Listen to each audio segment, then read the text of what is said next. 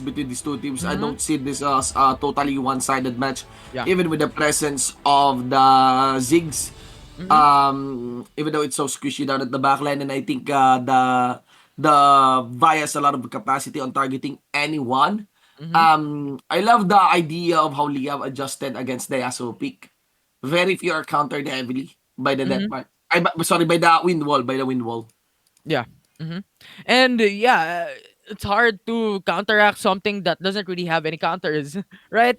If you're looking at the side of Liyab Esports, what else can you counter with the wind wall? Maybe the Gragas from his barrels, or maybe the Kaisa, but that's not the thing. Kaisa is a diver champion. We're in the color instinct. Once that connects, and once you misplace a wind wall, that's GG well played, right? That's Yep. massive amounts of consistent damage into the back lines of your enemy team.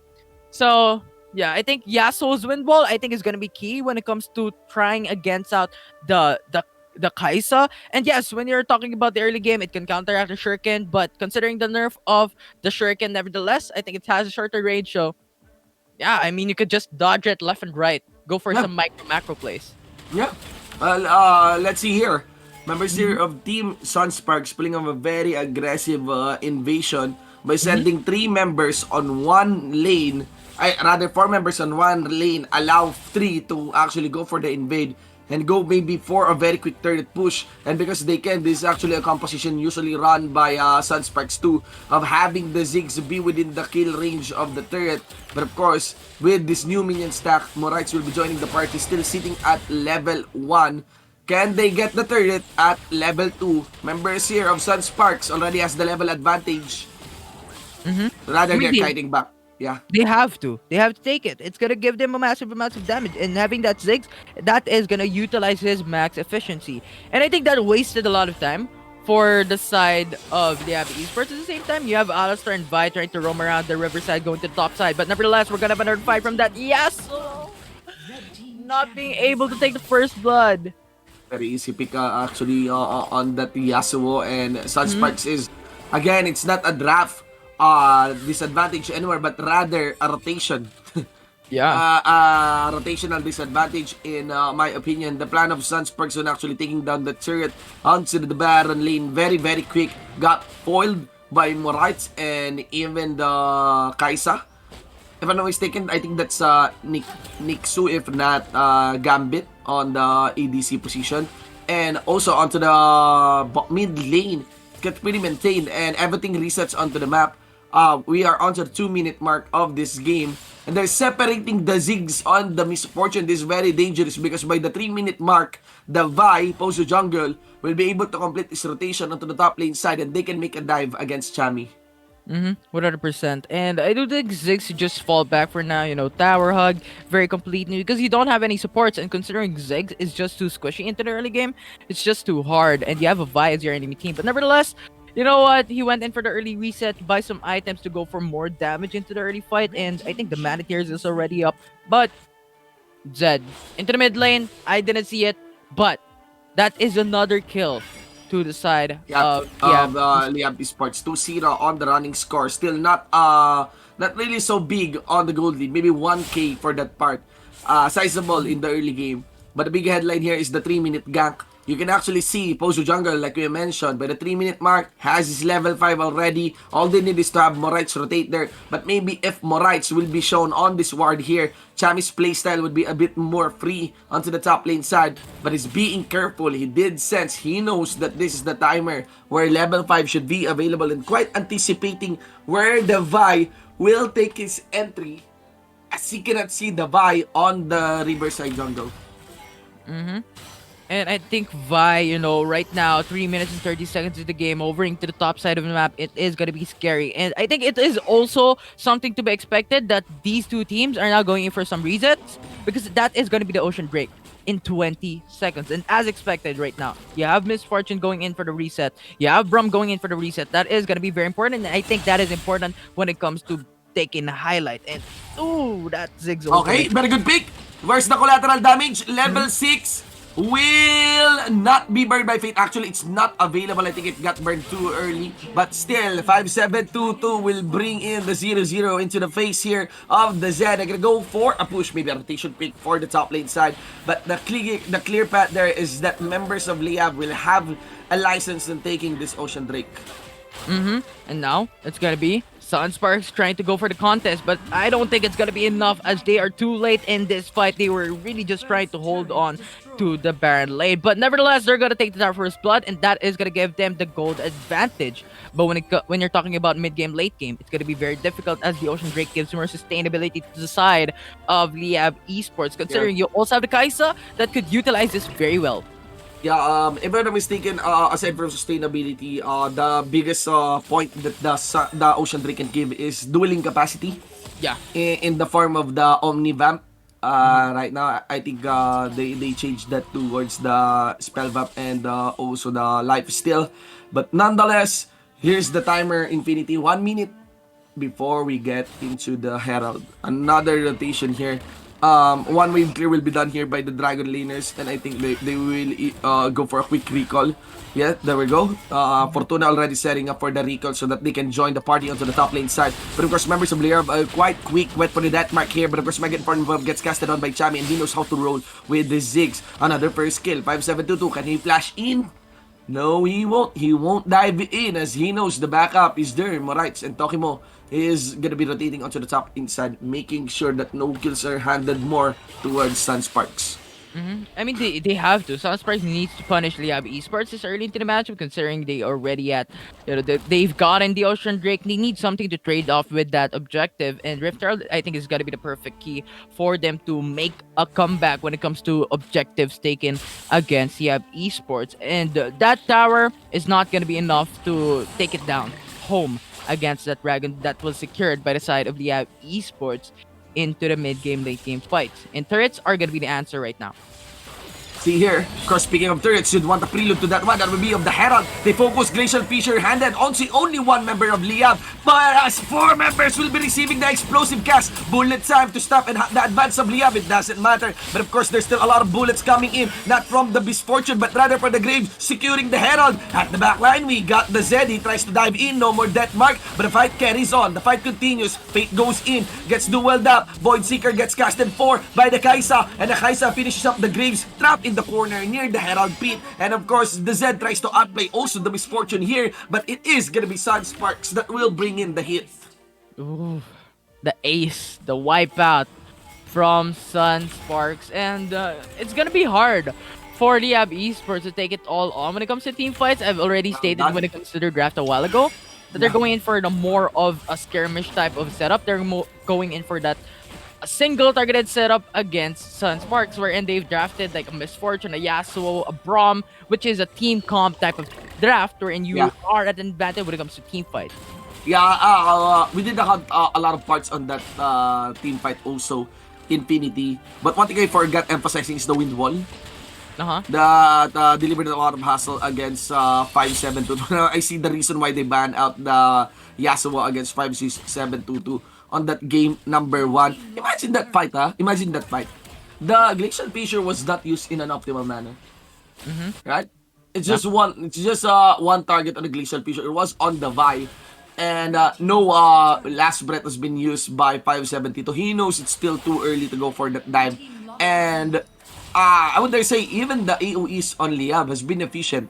They still lost that match. More members receive the explosive cast compared to the members that receive that Glacial Fissure. Bye-bye, Yasuo.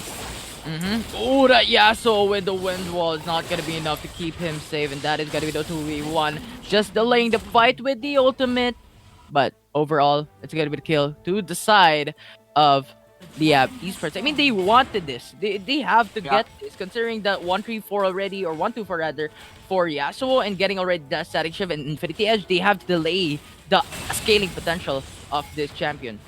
Fortuna actually casted that Glacial Fissure too early, but it should be enough. It's still perfect on at least zoning out and stopping the members of Liyab in contesting that Dragon. Dragon Mountain easily going into the hands here of Sunsparks, and it will just pan out so well when it comes to the sustainability for this Braum. And I would dare say also for the Graves. Mm-hmm.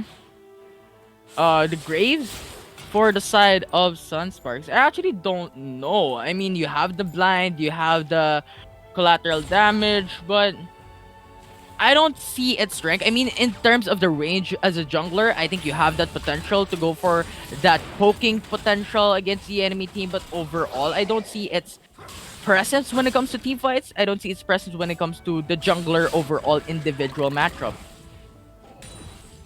Um, Honestly, it's not mainly on the jungle matchup too. It's mainly on how they layer those skills, Yeah. Mm-hmm. right? Whenever a stand-up it happens during this big team fights or during these big objectives. And right now we have one big objective happening into the map, but this is probably the most ignored timer of the game, and that would be of the Baron Pit. Because at the 9-minute mark to the 10-minute mark, even until the 12-minute mark, the most important thing is rotation and staying alive. Winning your team fights that matter as you are clearly onto the late game. But let's see here, members of Sunsparks, they're gonna be securing and doing the campaign for Vision near the Baron Pit. Mm-hmm. Yeah. Mm-hmm. The Rift Herald is now going to be casted though into the mid lane. I think that is going to be the nice bait for Sunsparks to then go for the Baron buff. I think that is a typical scenario here in League of Legends Wildrift, right? You keep the Rift Herald to go for something more valuable when it comes to the objectives, right? Yeah. You can go for the second dragon, you can go for the Baron buff, and at this point, Liyab Esports, or Sunsparks rather, is trying to go for the Baron buff, which they are gonna initiate. Referral is just so important, man. I love the fun part of... Oh, wait, hold that thought. Oh, yeah. Killer Instinct gets casted near Chami. And very beautiful explosive cast. Honestly, by Tokimari, man, that actually displays Chami here. Chami is deleted, but there's so many members still available for the side of Team Sunsparks. Here comes Liyab. They have the numbers advantage, burning through the ranks of Sunsparks, and it's only fate that remains. That collateral damage won't allow him to escape as the belly sticks to him from Tokimo Ariado. With 3 members, let's see. I think Liyab will just go for the push. Mm-hmm. And Liyab Esports utilized their draft. Single targeted, split up the Sunsparks. They were going in for the Baron buff. They were already Beautiful. damaged in that fight. And that was a Beautiful. perfect opening for Liyab Esports to make a comeback play. Like, Sunsparks, you know what? Took the ace earlier. But Liyab Esports says, you know what? We're gonna take it once more. We're gonna make it even for both of us. And we're gonna take the ace. Beautiful explosive cast by Tokimo. Yeah. I mean, it's a single target, explosive gas, but in my opinion, Chami is a high value target against the side of Sunsparks. Really well done also for Chami for surviving that for a little bit. But without definitely, right after the stasis, as explosive gas was thrown towards his face, nice follow-up by the members of Sunsparks, like, such as the bullet time in zoning out Liyab. Still, it's an awkward position already for Chami. That's the thing. So, remember that it was of Sunspark that's been winning the team fights, right? Before that pick of Anchami. And I think that ace just changed it all. From a massive advantage of Sunsparks, now down to even. You know what? Around 300 gold lead, but is it really that big when it comes to this late of a game in terms of 12 or 13 minutes into the matchup? But nevertheless, Cloud Drake is now available, and these both teams are looking to contest it. I need to be careful. Moritz is onto the side. Teleport is also coming in from Pozu Jungle. Into the middle, that would be of Moritz. Moritz is just so squishy. Very late to the activation of his own ultimate. Killer Instinct. Will that be enough to reposition? No, he got repositioned in the underworld. The Kaisa will be saying his goodbye. And you can actually see that, of course, the Zen will just commit towards his split. Into the bottom lane, we are seeing Tokimo Ariado. Let's see. The last breathing. Airbender. Hiya. Bruno Kyunshin is also announced to be arriving in cinemas, ladies and gentlemen, and that's it. Yasuo gets the kill of the Gragas. Down at the top lane side, Tribrush, Posu Jungle. Can he make the Saitama punch to... No, it's too early. Yep, Yeah. that's it. Too early of a fight. Like 2k HP that you just jumped. That was a waste. But yeah, I mean, an airbender versus a drunk bender into the dragon lane, right? Yeah. Who's gonna win? Anyways, that so took the dub, took the win, took the W, and yeah, that Vi just went in too early in that fight. I think 1.5, 1.3 would have been great because that was, there still has the casting time for that flash or that jump. Yeah. But And again, They just need to be careful on taking fights against Sunsparks. Sunsparks is very capable and doing extended team fights. Very, very curious on that killer instinct. It's more like not really killer instinct, but killed instinct, ladies and gentlemen. And I'm not so sure. Let's see as members here of Team Sunsparks already knocking towards an inhibitor turret. Here's the deal. All you need to do is boot in the unbreakable near the Ziggs. Did Chami burn his satchel? No. Oh yeah, he did burn his satchel. So this inhibitor turret will still need to be wait out. There we go. He did finish that one in auto attack for the passive. And again, what is being done here by Team Liyab is to have the Zed go for the split push. But rather, Sunsparks will not just take one. They will take two against Liyab. Yeah, that is very detrimental for Liyab Esports. As two inhibitor turrets is basically just putting you at a very bad situation where you just can't leave your base because there is a potential for that backdoor. There is a lot of lane pressure against you in two lanes. So it's really just gonna be hard at this point forward for the side of Liyab Esports. But still, of course, from an ace, from a wipeout, there's still gonna be potential. We have seen it happen time and Yeah. time again. And why The not happen it comeback. once more in this game? Yep. It's very, very cool. If you look at sets, if you look at the Misfortune, the way he holds her gun, the way she holds her gun, this reminds me a lot of Death the Kid. Are you familiar with Death the Kid?